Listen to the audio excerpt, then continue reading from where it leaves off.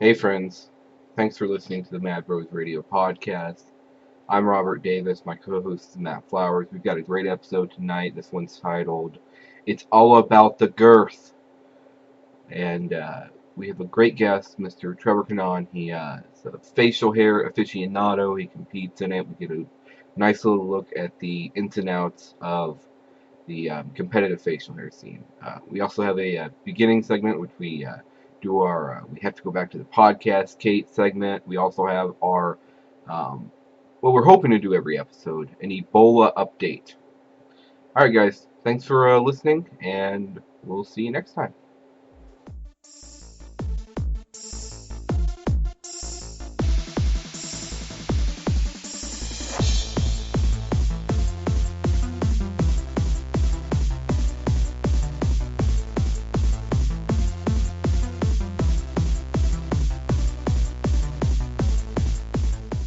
All right, everybody. Later in the show today, we have Mr. Trevor Kanan going to be on. Special guest. He's going to talk to us about competitive facial hair. That's going to I'm be awesome, nervous. guys. Oh, I'm you're nervous myself. nervous? Yeah, facial Really? hair makes me nervous, just in general. Sometimes if It's it just gets too manly for you? if I get one hair that's a little too long on my face, I scare myself when I look in the mirror. Yeah, I mean, it's just a completely different person. Well, I mean, just when a dude has a beard, you can just tell. I know you can grow a beard a little bit, but you can tell when you're dealing with a real man. You know what I mean? Yeah, like any. This is going to sound like a weird statement, but like, do you think that a beard is required if you're going to try and pull off suspenders? That's it's a weird statement, but it seems extremely, and at least for me, that's extremely accurate. I don't think suspenders work. You look like you're either going to prom or you're a badass. Yeah, but or you just look like an idiot if you don't have the big beard. Right, like you're going to prom. I was going to Yeah, prom. yeah. What I was saying. You're like 40 and what did Napoleon Dynamite do? He got her the little rose in the box. I've never seen it. Yeah, you're But missing out. but at 40, you're probably wearing like bright red shoes with the suspenders. You've got a bow tie on, and you're like, hey, look at me. I'm zany, you know. Wowza. Right, yeah. If you're wearing them and you don't have a full beard, there's a good chance when talking to people, you put your thumbs underneath it and snap one or something, just to draw attention to the fact that you have suspenders. Yep, you do that. Yeah. Just like, hey, you haven't said anything about the suspenders, bro. When you said you do that, it's when you slide your thumb under and you do the up and down movement. Right. Like, anyone wearing suspenders is ripping off either Pee Wee Herman or Bill Nye, depending on how old they are. They're making a new Pee Wee Herman. Well, I think it's the same guy. Right, a new movie, I should say. Okay, Yeah, yeah. I'm not there. I'm not saying in a lab somewhere they're cloning and then building a new actual character of Pee Wee Herman. They're gonna clone a new Pee Wee Herman that doesn't beat off in front of kids. Exactly. Yeah, they're gonna cut off his right hand at birth, ensure that there's no fuckery. God bless. Okay, so let's go back to the podcast, Kate. House of Cards. You turned me on to this. Okay. It turns me on every time. I've said this, and I always shy away from it in these months of the year. Since the first season came out in February 2012. No, 13. Sorry. Second season this latest February in 2014. Each time it comes out, my life, nothing else has meaning that week in February when it comes out. Nothing. It's just I watch it and as quick as possible, and then I watch it again as quick as possible. Then I watch it again slow. I'll do an episode a night for my third watch of that latest season. Then I'll go back watch in the case there's only been 2 seasons, so then I went back and watched the first season as quick as I could, and then watch the second season again, an episode every night. So it pretty much takes up the next month of my life. And I love it. And I tell people throughout that whole time, and then probably for the next 4 months or so, that it's my favorite show. It's the best show that's ever been made. And right now, that my enthusiasm is kind of waning a little bit, but It's a great goddamn show. So Okay. let's hear some criticisms. I'm confident I can defend them. Lost, that was Oh, you can't at a defend certain this point. one. Yeah, okay. The Zoe murder. Oh, spoiler alert. Oh, you already made it to season 2. Oh yeah, I'm well in. I'm well in. Okay. No, I'm with you. I'm with you, dog. Okay. Don't. Okay, I'm with you on the fact that the vice president of the United States cannot exactly just go to his train station and go to the darkest corner and then throw a bitch on front of a train and get away with it. But at the same time, did you see? Oh my god, I didn't. Oh, I didn't see it come. Like when he grabs her, and I thought he was gonna like hold her in front of the train or something, like just like fuck with her a little bit, and then he just does it, and then you see her just. I don't know if that was CGI effects. I don't. I got emotional, but I mean, she hit the train and it was just. No, I saw that coming a mile away because the entire time she's walking in there, they kept like foreshadowing with the train sounds. Well, I mean, they set it up like. I just thought, to me, it's such a preposterous thing that I was just like, there's no way he's just gonna throw her in front of the train. So even at that second where he like has like a weirdly animal face, I was like, oh my god, what the fuck's happening? I mean, it's all a very brief Yeah, fucking it's real scene. quick. It is So- quick, but go ahead. My problem with this. Later, a few episodes later, the guy at the police station shows Lucas the video. And he's not in it at all. Well, yeah. So you're telling me that the police didn't watch like the 5 minutes before and after to see Where the they watched guy in the a vice trench president- coat? Yeah. To see the guy in the vice trench coat president of the walk United States. behind the gate, and then the girl fall, and then he walks out the opposite direction, and he's walking away from the scene as everyone else is looking at it. Okay. I mean, I agree with you there, Oh. but And the product placement is brutal. I have no problem with product placement. We've talked about this briefly, but go No. ahead. I actually don't have a problem with product placement until you start adding lines into your show to do product placement. I don't even like. Okay, hear me out on this one. You can say what you have to say after that. Is that a PlayStation 3? Oh, I really like them. I really like them. I have one at the house. The Right, only okay. reason for that line. Think about if you were into it though. If they were standing someplace and somebody asked another character for a cigarette, and he pulled out and he was like, "Hope you like Parliament Lights," and the dude was like, "Sure do." I would cheer. I don't know why. I just like the characters that don't really exist in real life, like things that I like. Okay, when the guy says, "I hope you like Stella," and then all the labels are carefully turned out to be facing the camera. See, is Stella big enough to buy itself a product placement in House of Cards? Oh, yes. See, I'm not a beard yes. drinker. I don't know. Okay. Yeah, when it's extremely obvious like that, I guess you tap into these things more because you mentioned it to me with the PlayStation thing, and I didn't remember ever seeing it. Then you mentioned the Sony thing, but then I brought up, I mean, whenever they did the text messaging, it was like boop, boop on the screen. That was clearly iPhones, you know? Yeah, I'm seeing it. I haven't seen the iPhone text message yet. Yes, you have, if you saw the first season. No, I'm telling you. I know what you're talking about. It's not the same UI. It looks it's similar. It's meant to mimic it, but it's not the same. Okay, it's not exactly the same, right? But if it was definitely product meant to mimic placement, it, and would they're be all exactly the same. They're all using the most up-to-date iPhones Except in each season. Except for half the people who are using Blackberries. Most of them are using iPhones. In fact, Underwood has 2 phones in the first season. He has 2 Blackberries. He has one that flips open, and he has the curve that I used to have. I'm pretty sure one was an iPhone. I'm going to go back and watch it just for the iPhones. And then he buys Zoe 2 iPhones. Maybe that's what I'm thinking of. What any other product? We got PlayStation 3, we've got Blackberries, obviously iPhones, and Stella beer. I believe it's Stella Artois. I don't even know. Just don't speak French to me. I think it's German. Don't paint me like one of your German girls. No, it's a good show.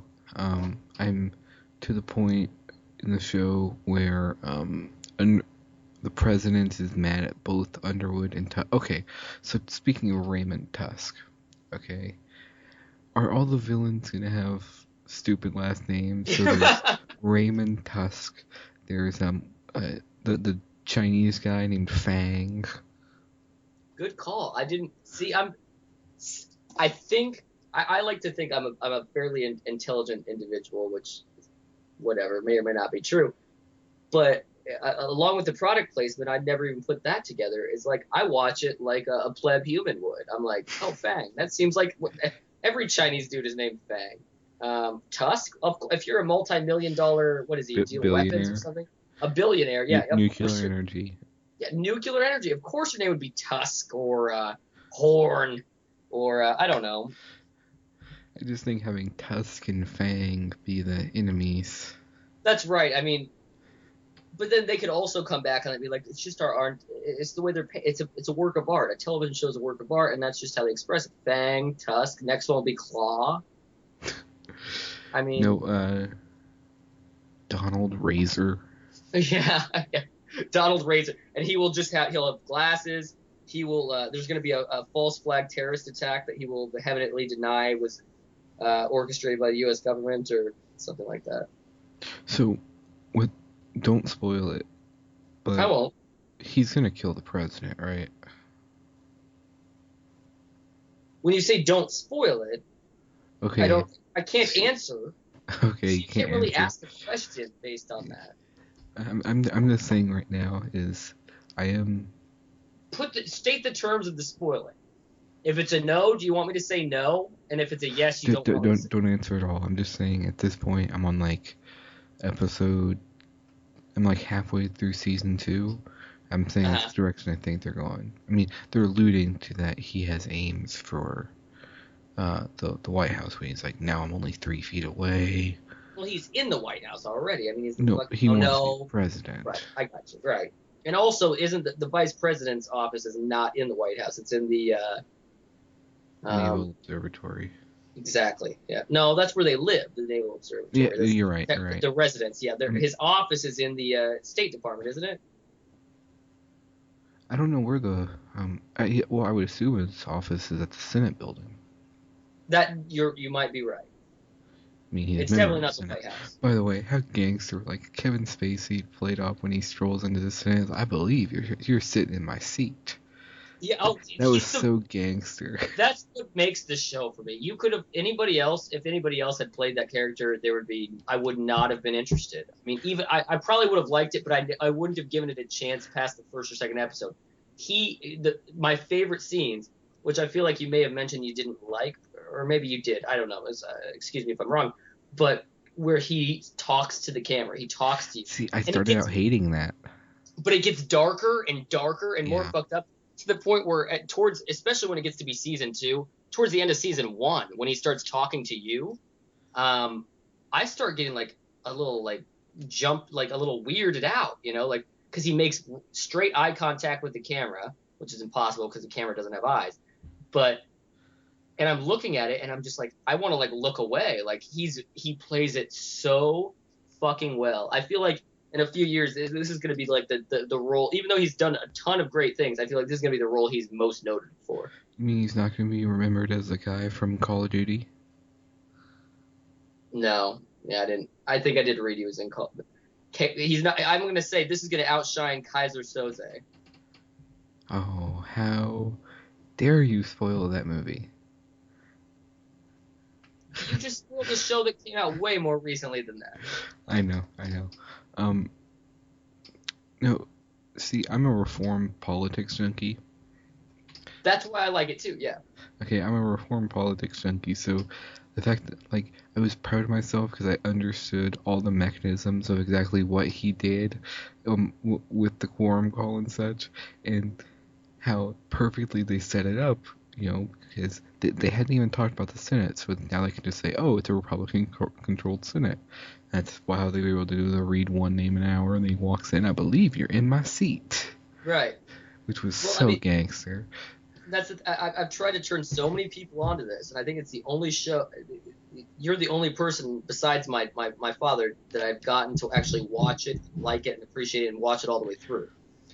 Because people our age, I show it to them, and I'll be watching it with them, and this is like the 10th time I've seen episode 1 of season 1, and I'm sitting there like, oh, fuck yeah, and he says something crafty, and I look over at my friend, and they'll just be fucking passed out or on their cell phone, and it's like, oh, yeah, you're just not even that. They have no concept of what any of the shit that's going on even means, or why it's important, or why it's even, like, it's so unimportant to them that they don't even see how it could be interesting to watch.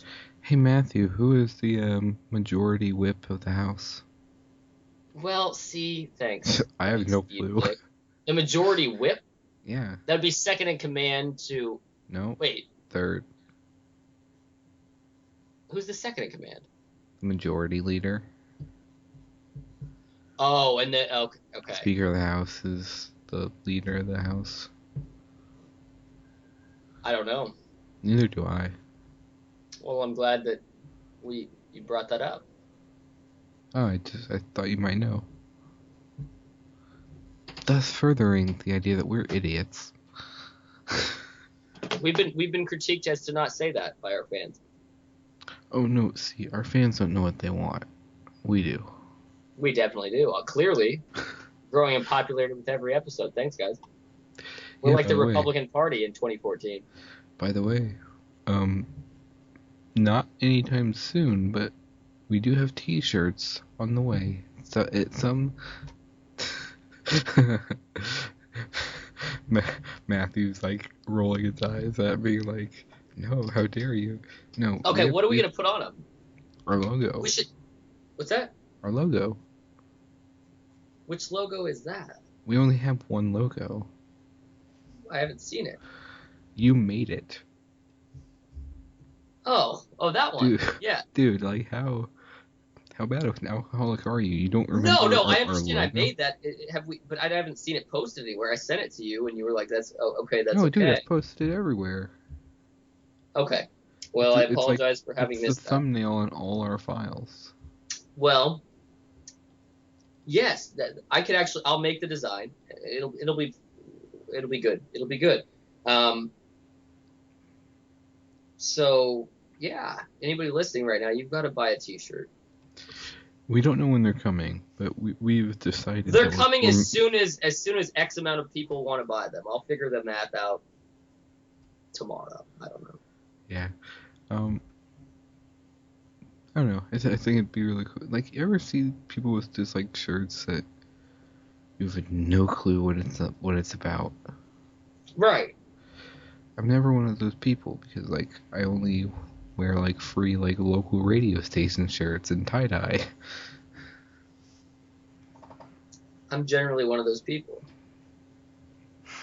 You're like, let me buy this T-shirt that says I heart hentai. I'll be cool. No. That's pretty clear. That's not a T-shirt you'd look at and be like, I don't know what that means. Okay. That's actually the opposite of that type of T-shirt. There's an I heart, and then there's a word.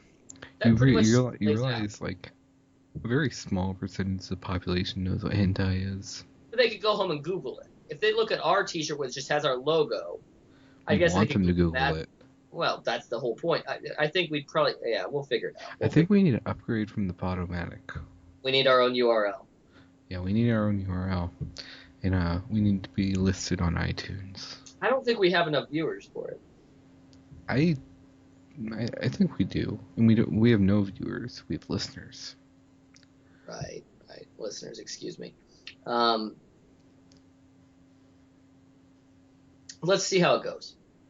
By January, like by the end of the year, let's see how many we've got consistently podcast to podcast, and then we'll figure out if we need a URL. Figure out the T-shirts. We'll do all that. How about that?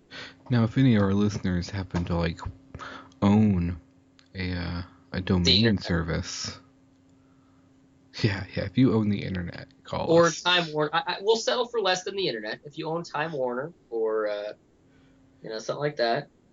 Yeah. If you're Mr. Daddy from GoDaddy. Yeah, I would love to meet Daddy, or at least talk to him. If you're a fan, Daddy, I'm a fan I mean, too. from the logo, he looks like he has crazy hair. Right, he's got and sunglasses, if I recall correctly. And right, he's going out with Danica. Danica. Danica Patrick. Right, never mind. Well, that's the podcast update. No, we have to do an Ebola update, dude. No, that's what I was just about to speak into. Dude, Thanks for cutting me off. Our guest can wait. He's on the line. He's waiting. We've got all the time in the world. I mean, he's been begging to be on the podcast, right? I know, like, we're doing him a favor. Right. And that's a lie. He's a great dude. He's not been begging to be on here. We're assholes. In fact, we had to beg him. All right. So Ebola. How's that? Ebola. Don't touch a friend. Yeah. Great song. I found out. So I listen to a lot of Loveline. And by the way, if we ever add a call-in section to this show, we're doing relationship advice. Right, and somehow you're gonna be the one giving it. No. I'm gonna screen the calls and you're gonna answer them. Oh, that would be really good. You're just like, drink more Smirnoff. No. For real, I do. To be honest, I feel like I have the worst track record in terms of relationships of anyone that I know. But I'm consistently the one that gives out the most advice, and it's not that it's unsolicited. So maybe I'd be good at that. We'll have to figure that out. But anyway, I was just kidding though. I'm gonna be the one who answers the questions. Right, which makes no fucking sense at all. Fuck off. So I listen to a lot of Loveline, and Dr. Drew was out. He's in somewhere in Mexico where they have a hurricane going on. Right, banging bitches and snorting coke. Do you know how dead Dr. Drew's career would be if he got through some picture of him halfway through a line of coke? I hope it happens, because that day we're gonna record the best podcast of all time. It's just gonna be me laughing hysterically for 2 hours as straight. I try to explain how it's baking soda. Yeah, exactly. As you try to defend that motherfucker, and I will just be laughing hysterically. Oh, that would be so. Will someone get Dr. Drew some coke? By the way, have you ever seen Suzanne Pinsky, his wife? No. Hot.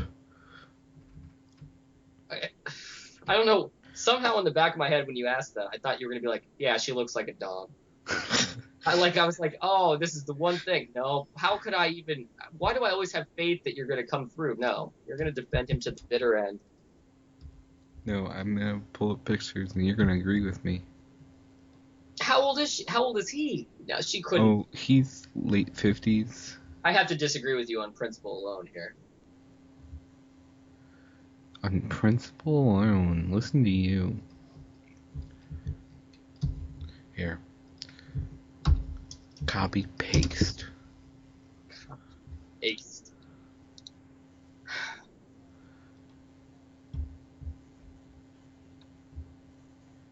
She looks like a typical upper middle-aged lady. No, for her living age. an upper-class life. You're gonna make me look up how old she is. I don't care. No, we're not talking about Dr. Drew anymore. The whole point was we're an Ebola update, and you listen to a lot of Loveline. Big shocker to everybody. Spoiler alert. Davis listens to Loveline. Okay, so Dr. Drew was on vacation. Okay. In Mexico. In Mexico. So Dr. Bruce was in. Oak and Cox. Okay, Dr. Bruce is a awesome fill-in. He could have his own show if Dr. Drew wasn't so awesome. And they start talking about the guy who got Ebola over in Liberia and was brought here, the doctor. Okay, this is dumb. I know. I'm dumb. Liberia is in Africa? Yes. What is the country in Europe that starts with an L? Eastern Europe. Latvia. Lithuania? Is that a country? Lithuania is also. Lithuania. Okay. Lithuania is also there. So There's Luxembourg, which isn't. When I heard Liberia, not just when you said it, but I mean previous to how you mentioned it, because obviously Ebola is not rearing its ugly head in Eastern Europe. But when I heard Liberia, I was like, what? It's in Europe? So yeah, I'm geologically, is that the right word? Retarded. Anyway. By the way, history lesson on Liberia: the country was founded by Abraham Lincoln. How do you even found a country when you're not there?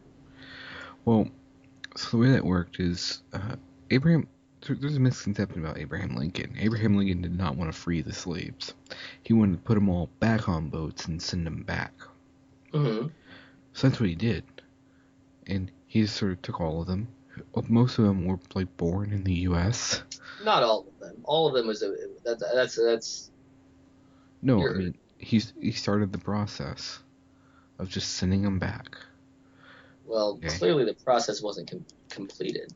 Yeah, he barely put a dent in the numbers, but he sent a sizable number of people back, and just sort of said, "Okay, you all live here now," and that area was Liberia. Wait, is it called Liberia? Is the lib part of that like liberty? Liberty, yeah. Oh my goodness, I need to be more educated. Yeah, and the capital is Monrovia. It's the only foreign capital named after a U.S. president. Oh. Yeah. There's what are they? Not Peru. It starts with a P. Paraguay. They have a whole state named after Rutherford B. Hayes. Why? Because he was the arbiter between with a dispute between Paraguay and Argentina, and he ruled heavily in favor of Paraguay. So like, we're just gonna name. Oh wow. Okay. Well, like he's responsible for them still existing in the country because he ruled that they get to keep all the part of the land that's like valuable for like growing stuff. Mm-hmm. So they named like an entire state after him. That's some weird. Even in this country, when something's named after a human, doesn't that seem just? I mean, I guess how would you name it otherwise? I mean, who am I to dictate how one names a place? But it just seems a little odd that we just name it after somebody that's either dead or is eventually going to be dead, and then hundreds of years after they're dead, it's still going to be. I guess that's the whole point of it, isn't it? Well, let me go even deeper. I'm a college student, okay? And I have classes in the Naveen Jindal School of Management, in the, what is it? Alfred Green Hall, or whatever, the Joe Johnson building. So you're just going from place named after influential white male? How did those buildings become to be named that? Well, they probably paid for them or something, right? Yeah, so like they didn't like give money to like help homeless people. They were like, yeah, you see that over there? Name it after me. Right? Yeah, it's like here's $100,000. Put my name on it. I'm not gonna like cancer research or like help people. It's like if I rolled up at the stoplight where I get off the interstate almost every day I get off there. MLK Boulevard? No, but that's the like 2 exits down. That's a Chris Rock joke, right? Is it? Yeah, there's a Chris Rock bit, which is like 12 years old now, so I can go ahead and do his punchline. But it's his joke was like, it doesn't matter where you are in the country. If you're on Martin Luther King Boulevard, there's some violence going down. Accurate here. Accurate here. Yeah. Dude, but if you're in Dallas and you're on MLK, you duck. Leave. Duck and cover. But okay, so dudes are like, they could donate all the money to like charities or anything like that. They're like, no, I'm gonna build a building, name it after me. So that's kind of, if I just rolled off the interstate, there's a dude standing there with a sign, and I hand him a $50 bill out my car window, and I'm like, your name is now Matthew Flowers from here on out. It's kind of the same thing, but on a much smaller scale, you know? I'm sorry, say that again? Yeah, not paying attention to the podcast. I got distracted. Points taken from Gryffindor. Was that a Harry Potter reference? It was, yeah. Now it's all How many of those books did you read? All of them. I was a big Harry Potter fan. They were great. They're great books. I'll read them again. I don't have them. I was a big Harry Potter fan until, like, Goblet of Fire. What? You're always the one to, like, take offense to dislike something before it gets great. No. It was already great. Sorry. I read through Goblet of Fire, and then before the 5th book came out, I just sort of stopped being a fan. Because you grew up. Yeah. I'm a child. That's all there is to it.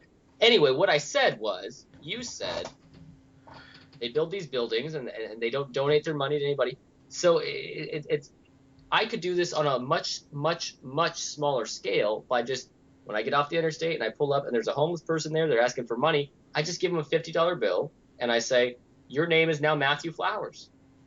You know? Just name a homeless person. Or even if I had more money, name somebody that survives from cancer. I'll just pay the money for them to go through the or you just pick out like the names of like just horrible African warlords. That would be if that would be even if I had a much more elaborate sense of humor, I suppose. I'd be like, yeah, Swati. Hey, what's your name? Adam. Well, you're Adolf from here on out, motherfucker. Oh, your name's Sean? It's Shaka Zulu now. We're going to hell. Oh, yeah. Ebola update. We're on the Ebola update. Yeah, so Dr. Bruce was on, and he was talking about the white guy who was he caught Ebola in Liberia. He's a doctor. He was brought back here for treatment, but he's fine. How do you catch Ebola as a doctor? You know how. What? Keep going. Sorry. It's really easy to transmit if you're next to someone who's infected. Why aren't they wearing those fucking outbreak suits? Because they're in Liberia. Walter White was making meth in New Mexico, and fucking he knew to wear that suit. And you know what he could do? He could walk outside of the tent and be safe. If he walked outside of the tent in Liberia, he's standing next to another person with Ebola. Wow, that's some dark shit. Yeah. So, or there's another possible way, as I learned from Dr. Bruce. Ebola is an STD. Oh, before we get into that, continue your story about the... Oh, this is the dude. Okay, sorry. Go ahead. Yeah, this is the dude. So Ebola is an STD. It can be transmitted through the semen for like 30 days after you're not sick. Or like 60 days or something. Ebola loads. Ebola loads. It was funnier in my head. Keep going.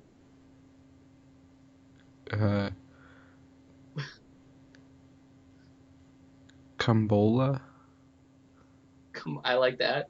I was trying to make it work. Okay, so... Ebola cocky? No. Ebola cocky.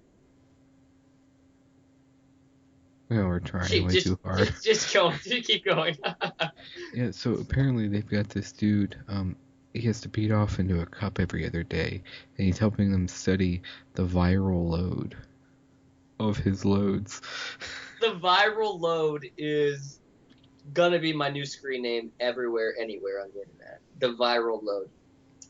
So they're literally asking him to donate his loads for science. Well, I don't think it's that hard of a sell. He's like, it's a doctor, and they're like, hey, dude, we cured your Ebola. Do us a solid here. Beat off every day for the next 3 months. Put it in a cup. Give us your cup. Yeah, so we can study it as an STD. Well, I mean, it's not separate from the original Ebola, right? I mean, it's not necessarily now an STD because it came out of his dick. I mean, technically it is, but I mean, it's the same shit. Yeah, so he's no longer symptomatic or at risk of life, but he can still transmit. So, like, if he had sex, he can still transmit the disease. So there's no risk to his life, and he's symptom-free, but he's still shooting them dirty-ass loads. Like, yeah, like chemical weapons. Yeah, he is. That is how terrorists are gonna do this. They're gonna send in a cured guy, and he's just gonna fuck a bunch of women. So, don't listen to this podcast. How like that's one of the things with the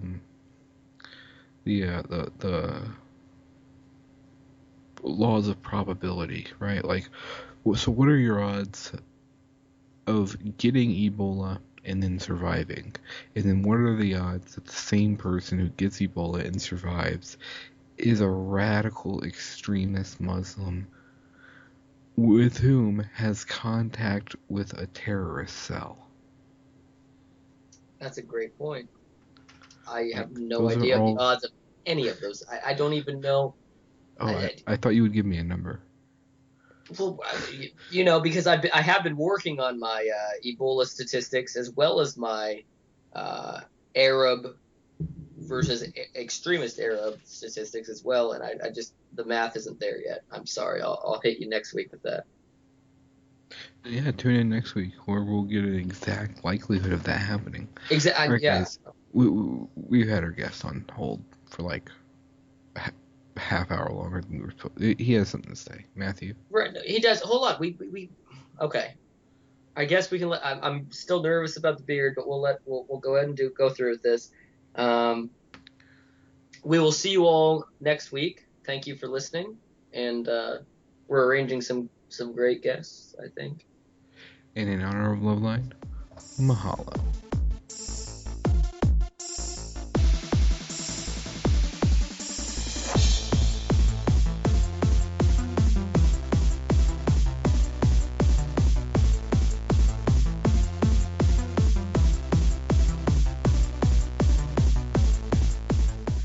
Alright, I'd like to thank everyone for listening. This is the Mad Rose Radio Podcast. I'm your host, Robert Davis. My co-host is Matt Flowers. We have a very special guest today. I'm really excited about this. Both myself and Matthew have decided to participate in the Movember facial hair event. I'm sure everyone listening to this already knows about it. Well, in honor of that, we decided to get someone on who knows all about facial hair. We have with us Mr. Trevor Kanan, who is representing the Mustache and Beard Social Club of Sacramento. Thanks for coming on, buddy. No problem, man. Thank you for having me, you guys. Yeah, and so one of the things I found really interesting in, just meeting you, because we'd known each other from online previously, is that you compete in beard competitions. Can you tell me, like, what exactly is that? Well, beard competition is basically like what it is it's like a charity event, and where a bunch of hairy guys get together and we show off. We peacock on stage and show off our beards and try to win trophies and drink beer and have fun. But what exactly is being judged? Like, one guy might have a longer beard, but another guy's is like thicker. Like, what's being judged? Like, what determines this is like a first place beard? Well, it depends. There's a lot of different categories. Like there's like mustache categories, and then there's like partial beard, and then there's like freestyle categories where it's like the design and the way that you style your beard. And then there's, like natural beard categories, which are the categories that I try to compete in, mainly because I'm lazy, you know what I mean? But then also because like I feel like I try to take as much care of my beard as possible, and usually that's just a natural route, like I don't try to add any products to my beard other than just natural, like plant-based things. And so in the natural categories, you'll find that usually there's like the best beard under a foot and over, or they'll try to split it into different like length categories, because it is kind of unfair to like go up with like an 8-inch long beard up against like a guy who's been growing his beard for like 5 years and it's like down to his balls. You know what I'm saying? So Yeah, that there's definitely I can definitely see that going on there. Now you brought up there's a natural category. So is there like a steroided out like PED version of beard growing? well, I mean, there's some guys that think like taking like biotin or like hair vitamins is like juicing, and so like, but there's really no, I mean, I haven't heard anything of like real PEDs or like, using Rogaine on your face or anything. I mean, maybe if like there was like some serious cash rewards or something, you would probably run into people that would use PEDs like that. But for the most part, it's just, prenatal vitamins or, biotin hair vitamins to try to make your hair good. So. What about like hair dye? Because like, wouldn't that like make it look like thicker? That's what I have in my head. Like some dude like didn't want to have like just that little bit of gray, so he just dyes it out. Would that be like considered cheating or? There's a lot of guys that dye their beards. It's not cheating, I mean, it's their own personal decision. I'm sure, maybe if my beard started going gray and I didn't like it, I might think about it, but for right now, I'm, sticking with what I got. So the people that participate in these then are doing it for the love of the art form of beard growing, then not so much. It's not all about the competition. Right. I mean, there are some guys that are into it for like just to win, but I think that's the natural competitiveness that everybody has. And I mean, there is like, you have to understand there's like a certain level of narcissism that's involved with getting on stage and showing off your beard. You know what I'm saying? So, but I think most of the time everybody knows that you're not going to win every time, and it's all about fun, and that's how it should be, at least. So Yeah, definitely. Like with anything else. So you were talking about your beard there. Like, can you describe for our listeners just like what are like your measurements? Like, how long are we talking? Like, you know what I'm asking. right. I'm coming up on 2 years of beard growth, December 1st. 2 years of no shaving. And I'm about 12 and a half inches in length and maybe about like 20 inches across. It's all about the girth. That's what I tell the ladies, right? Yeah. No, but you got plenty of length too. Jeez, I'm jealous. Wow, of a whole foot, and you said that takes 2 years. So, like, when you say 2 years, that's like the last time you were clean shaven, or like the last time you like cut a serious amount off. That's the last, like, I decided, December 1st of 2012, I was going to just shave my face for one time and go for the year. And so in the year, it is like a year of beard growth, no trimming, no nothing, and just see what happens. And it kind of grew into, me meeting, I went on our beards on Reddit beards, and I posted my picture, and people were like, "Holy shit," you know what I mean? And then I'm like, "Oh, okay," and then I met up with the Mustache and Beard Social Club in Sacramento, and I meet these guys, and they're like, "Dude, you could be the world champion Garibaldi, and your beard is crazy." And so I'm getting a lot of like good feedback, and so that just helped me fuel. And then I decided, okay, the year came up, and it's only 4 months away from our competition that we were going to have in Sacramento. So just let me keep going and compete there and see what happens. And I ended up placing first place in full beard natural under a foot in like a field of like 30 guys with like serious beards. And so then it was just like, I can't stop now. I got to ride this thing out. So Do you have like a maximum length in mind where like you're just like, oh, it's not gonna be workable? Like when you're like 6 feet long, like definitely got to do something about it, right? Dude, like if I could get it 6 feet long, that'd be pretty sick. I think I'm just gonna go for as long as I can. Like my main goal, like, I mean, I want to win more championships or I want to win more trophies, but my main goal is also to rock like a full like Viking braid down to my belly button. Like that's my main thing. Awesome, dude.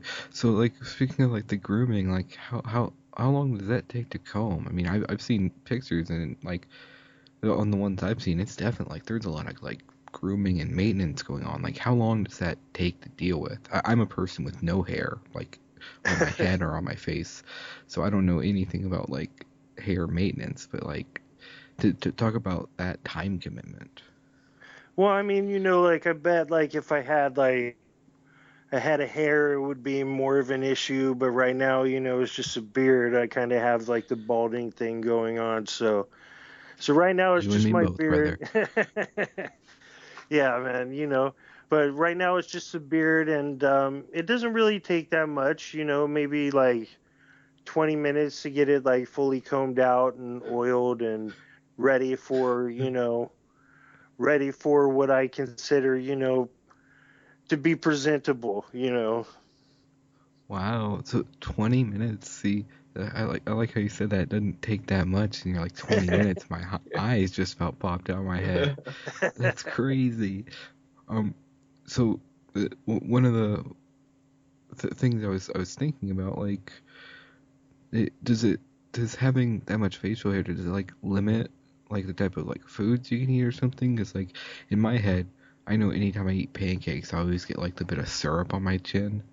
Oh yeah, yeah, yeah. Dude, it just sometimes you just gotta say fuck it, and you just gotta go for like an ice cream cone, and it's like half of it's gonna get in your mustache, but you just gotta go for it. And I mean, that's how I do it. It's just I go for it. I've learned to take my first bite of anything, softly, because most of the first bite is going to be my mustache. So, it's just learning how to adapting around my facial hair. It's a pain in the ass, but it is what it is.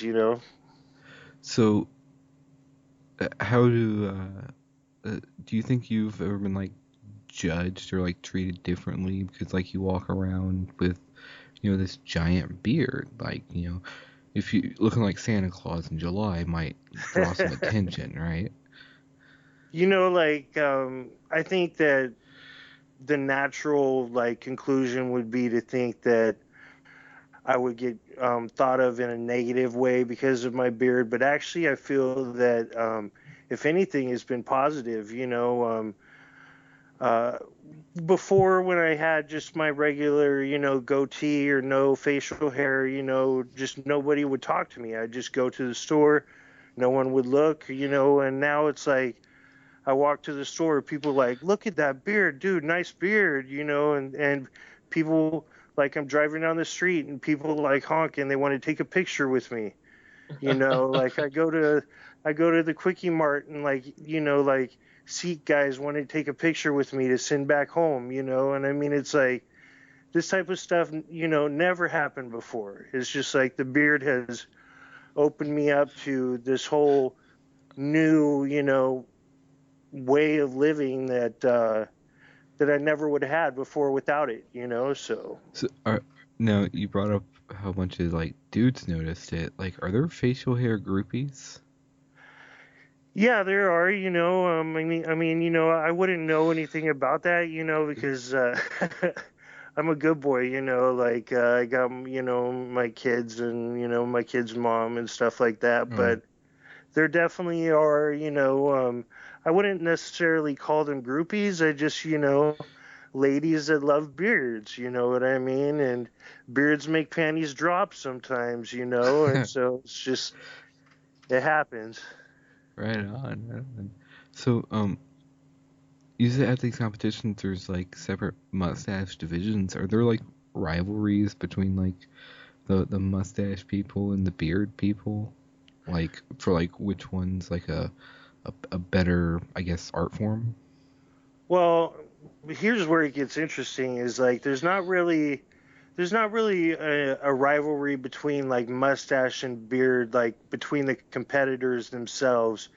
I mean, some guys are cunts, I mean, but that's gonna, you're gonna run into that anywhere, you know what I mean? But there's actually a rivalry right now between two competing organizations that organize beard competitions, and that's kind of been causing a lot of drama in the beard community.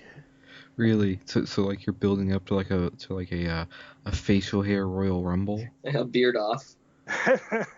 Well, basically, like I mean, like how some guys are saying it is. Well, what happened is like there's the World Beard and Mustache Association, which is based in Germany, and these guys hold every other year they hold the World Beard and Mustache Championships, and that's where they determine who the World Beard and Mustache champions are. Like my buddy Sean went to Germany and won world. He won gold in Fu Manchu, and so that means that he's champion until the next championship in 2015. But then there's a guy who trademarked the name World Beard and Mustache Association or World Beard and Mustache Championships, and he trademarked that name in the United States. So he has the right to hold a World Beard and Mustache Championship, even though it's not sanctioned by the original association in Germany. This is a bunch of, just like bullshit, you know what I mean? But basically it's like if the NFL is holding Super Bowls, and then some other guy decided that he's going to hold a Super Bowl, but he's not associated with the NFL. So that's kind of been what's going on, and that's if you guys noticed, like a couple weeks ago in Portland, this is the championship that I'm talking about. It was labeled the World Championship, but in some ways it wasn't, according to the World Beard and Mustache Association. So. Oh, but I'm sure the guy who won it considers it the legitimate one. Who knows? Wow. So it's interesting that like within like this whole subculture, there's so much like inner like inner politics and stuff going on. You'd think that'd be the one type of thing that there couldn't be that much disagreement in. Who has the best beard? Well, he was saying that, and it reminded me of I brought up Santa earlier, but there's a big rift between the Amalgamated Order of Real Beard Santas and The fakes. yeah, there's I forget what they're called. There's another organization it's of Santas who use a fake beard, and there's a big fight between them, and I remember thinking that it's weird that there's this little subculture, and what he was saying just reminded me of that. It was really cool. Real beard Santas for the win, man. That's all I gotta say. Oh, clearly. Yeah, you have to be really happy with how just facial hair in general is becoming much more socially acceptable now. At least in my little world here, it seems like it's becoming a lot more common and acceptable.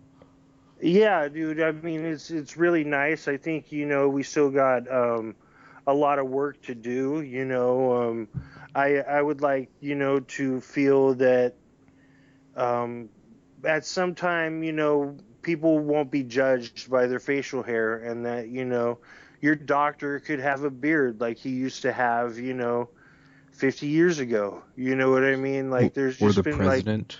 yeah, or the president could have a beard. I mean, oh my God, what would happen? Nothing's going to change anything. It's just his facial hair, it's just the natural, thing that, happens to a lot of guys. Definitely. So, I missed a question earlier, but I think this is really interesting. But how old were you when you first started to notice the facial hair? Because we see you now and you just look like a man, right? and it's weird thinking at some point you were staring at the mirror about the one hair popping out of your chin. I honestly don't remember. It just seemed to just come out of nowhere, and it was when I was 15, I kind of was it just popped out, and I was I didn't really have anything going on except for around my chin area, so I just rocked a chin beard. I wanted to have a goatee, but I didn't have the mustache or anything really at that time, so I just rocked a chin beard, and I grew that out probably for about 2 years. It was pretty long, and then by the time I was 19, it was just full on beard, just lumberjack style, and it's pretty much if anything, I think it's gotten stronger. I feel my mustache is kind of the one weakest thing that I have, and I think that that's gotten a lot better than it used to be, so. Well, and that just made me think of something. At these competitions, when you're in a beard division, does if you were just to shave the mustache off and leave the beard, would that hurt you in these competitions? Is it more of an inclusive thing, or do they ignore that part specifically? Well, I mean, in order to be in the full beard, you do have to have a mustache. There are categories for guys that have beards with no mustache. It's called the whaler or the Amish beard, but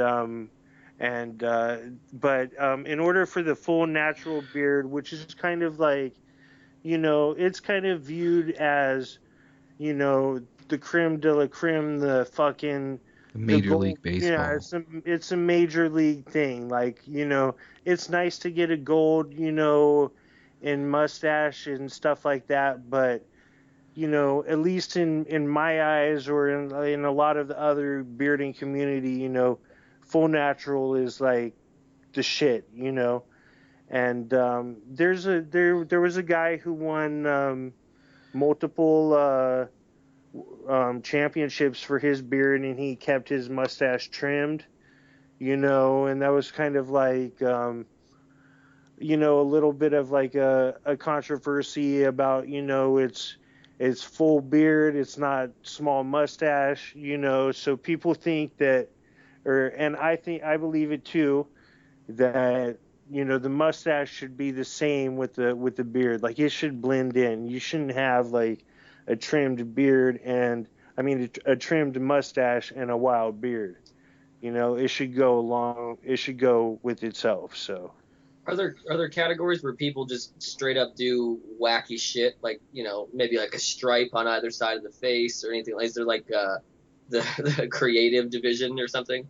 that would be the freestyle division, and Oh. Man, you will see, like, that is where the creativity comes out. There's also the Whiskerina division, which is for the ladies.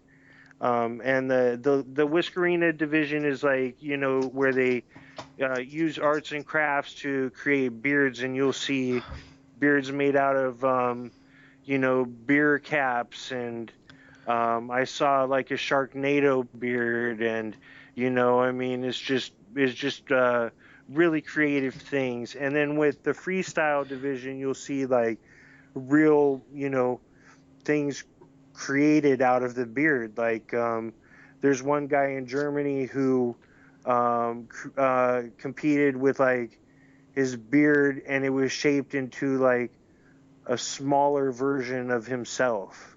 And there's a guy, Arnie Bielefeld, out of California, who won, and he goes with the loops that are like octopus looking loops all around his face that are just real precision, and just it makes you look, because it's just out there. His beard is massive too, so that helps as well. Now, are these people walking around with those styles day to day, or it's a specific like showing up for their contest thing? They most of the time, because it's such a time-consuming effort. You're talking like some of these freestyles will take like 6 hours. So it's mainly for a competing thing. I'm sure that they might style it up here and there, but there's a lot easier styles to do than ones that you will see at a competition. Right on. So like, there's a lot of divisions. How many people are showing up to these events? Well, at our competition at our third annual Northern California competition, we had over 150 competitors and about 500 spectators. And from what I hear, at some of the bigger competitions like the Nationals or the Worlds, you'll have over 300 competitors and well over 1,000 spectators, and they get pretty big. So when you go on stage at one of these competitions to kind of show off your beard in front of these 500 people that are there to see it, what exactly do you do? Well, some guys, have a little bit more stage presence than I do. I just kind of go out there and, fluff out my beard a little bit and show them what I got, shake it out a little bit, and, smile, wave, and, just let them know that I'm having a good time too, so I'm not taking myself too seriously. I'm not thinking I'm like out there modeling or anything. Some guys go out there and they're like, rocking it, and, they're getting the crowd way into it. I don't really have that kind of stage presence, but I'm working on it. So you're somewhere like below Ronnie Coleman at Mr. Universe, just flexing it out. Yeah. I'm not doing any like Flex Wheeler type stuff. Right on. But Matthew, you have any more questions? I don't know. I think we kind of covered it.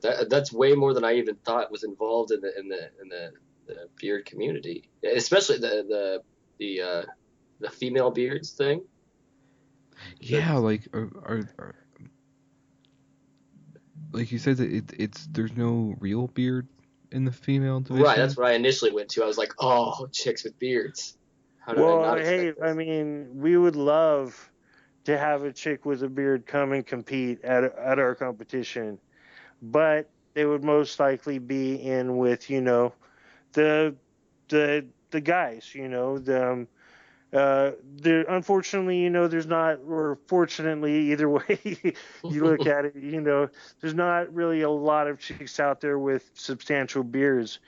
So most of them, participate in the Whiskerina competitions, which are just fucking great. I mean, they're they're better in my mind than a lot of the other categories that you see, because there's just so much variety, and they really sometimes make it match. Like I went to a competition, and it's fall, and her beard was made out of like fall leaves, and so I mean it's cool stuff.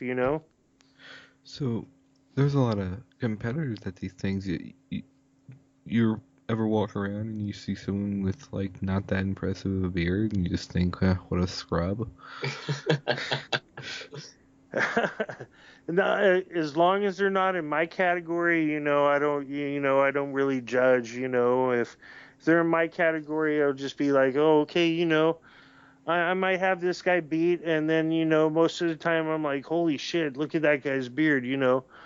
I'm gonna have that guy's gonna give me a run for my money, or holy shit, I hope I'm not competing up against that guy.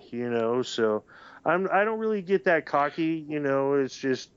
It's just my beard. I mean, fuck. I didn't really do anything for it. It's just it is what it is. You won the genetic lottery to make Yeah. Grizzly Adams look like a little girl.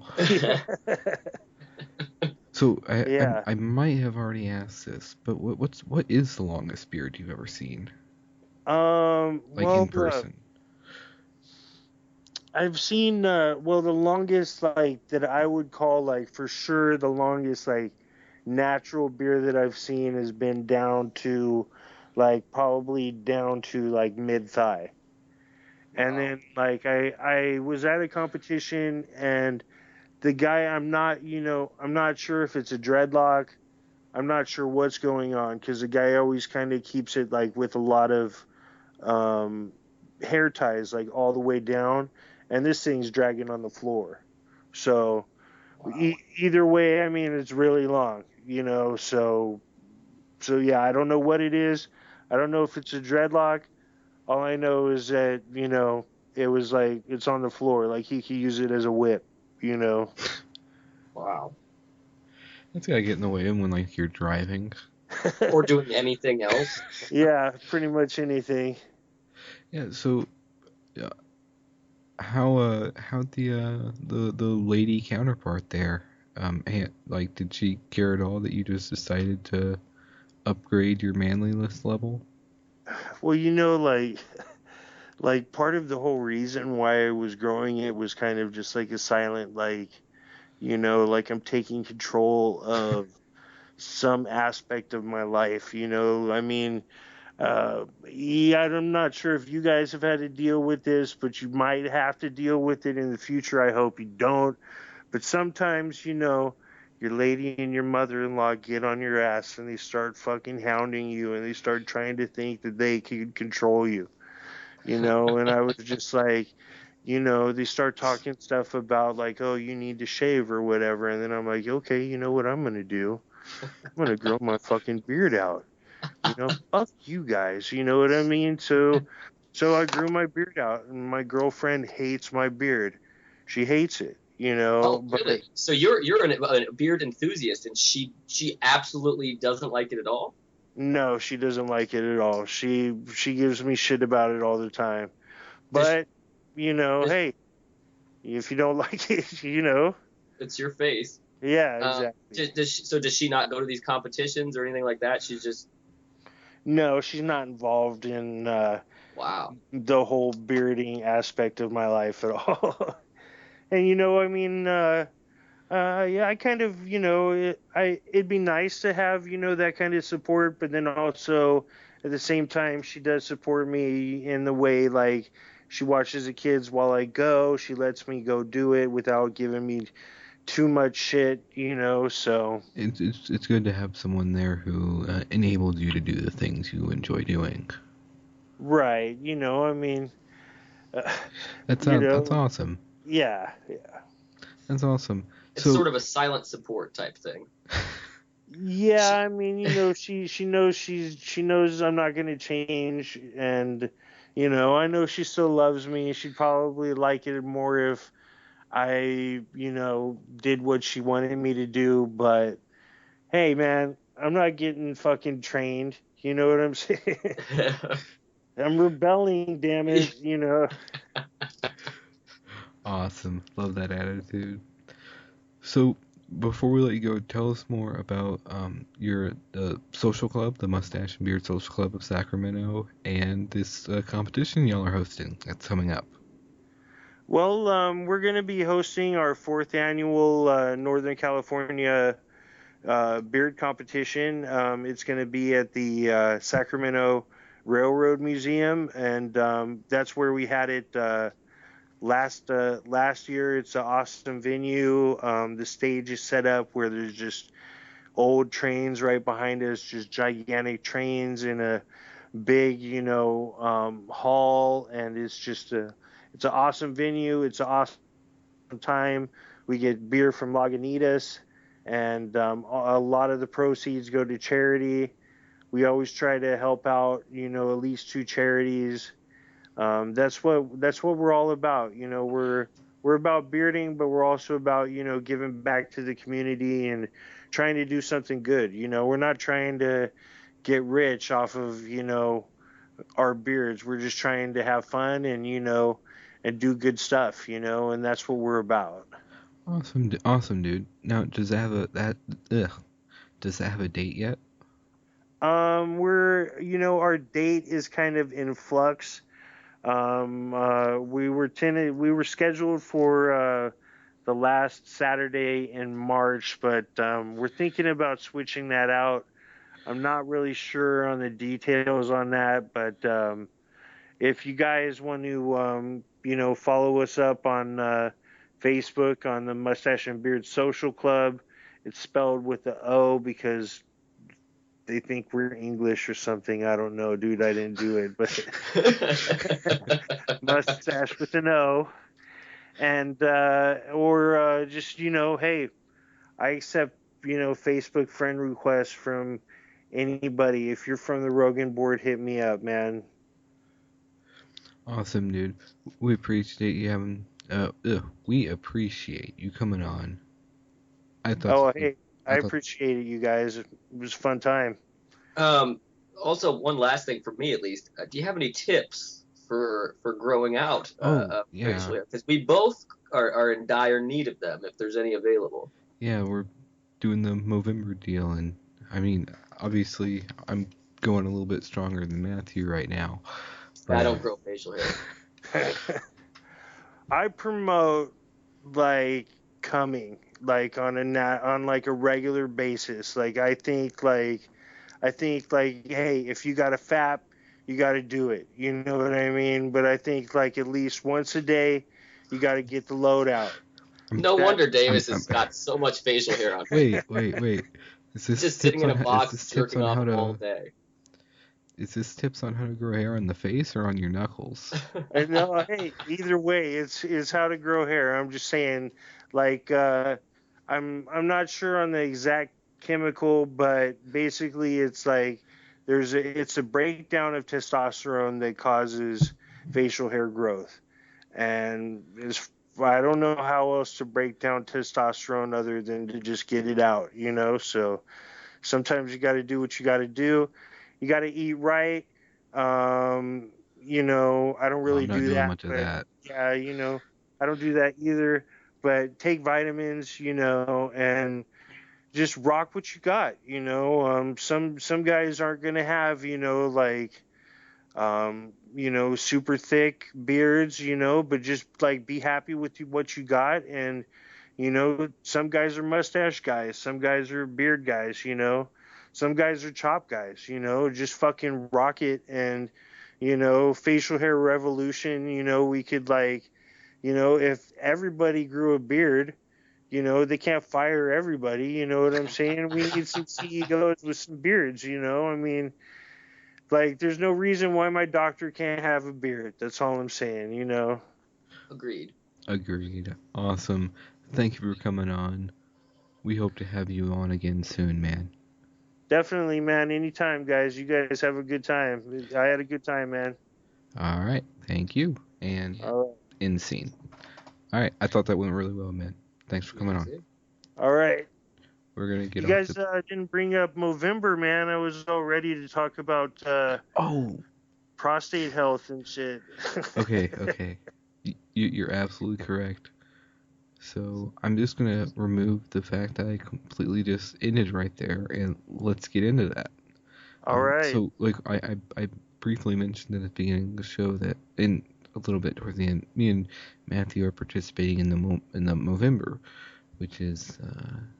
why don't you do the whole spiel? You are quite literally our expert on the subject.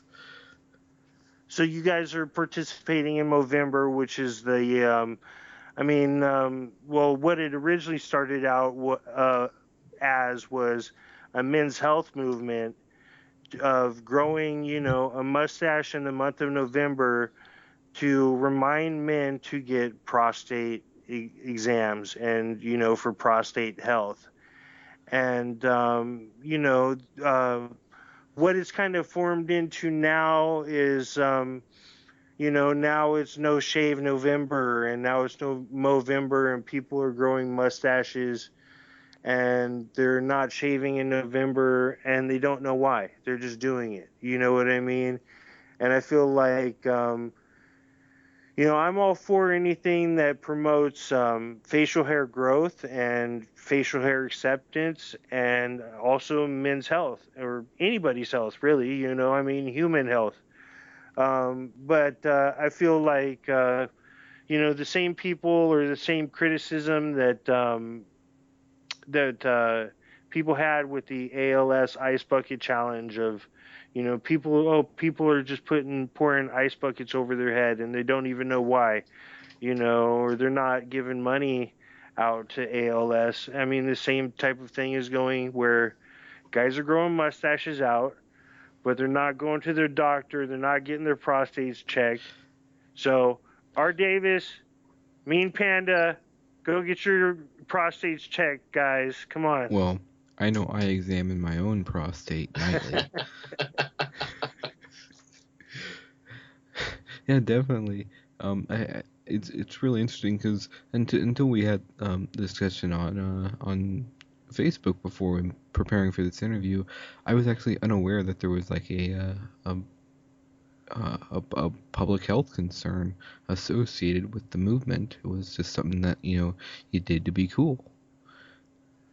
Right. Yeah, and I mean, unfortunately, that's kind of what it's devolved into, and what it's really about is that a lot of guys, we just try to take it. We just try to be tough, man, and we just try to just tough it out, and we don't need to see the doctor, and but there's no reason for anybody to die young, for something that could have been prevented, and we need to go to the doctor and we need to check ourselves out, and grow a mustache, don't shave in November, and don't, and then when December comes along, keep growing, and then also go see your doctor, you know what I mean? And that's all I got to say, about Movember.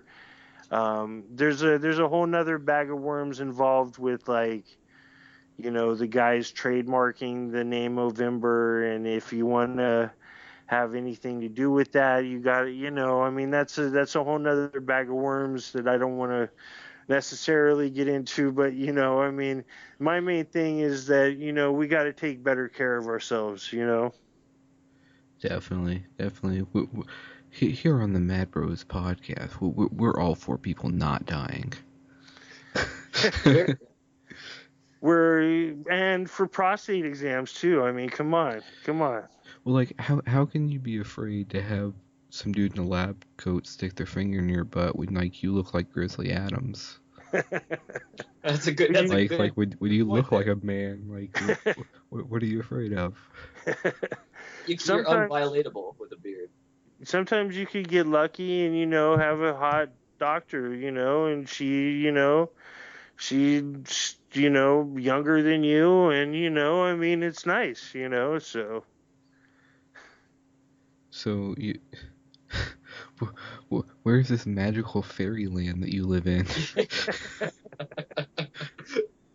I don't know, man. I got lucky.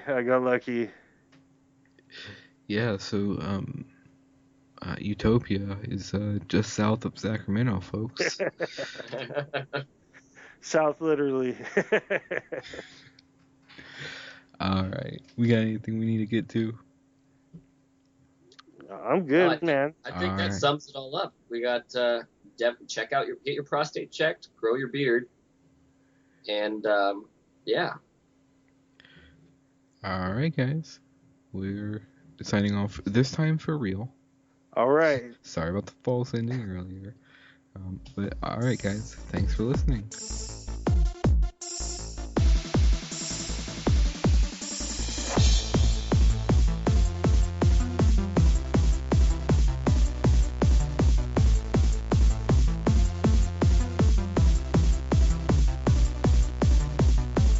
All right, everybody. Love you all to death. Thanks for listening. We're going to try and get these out once a week. We had a little hiccup last week, but yeah, thanks for listening, guys. See you next week.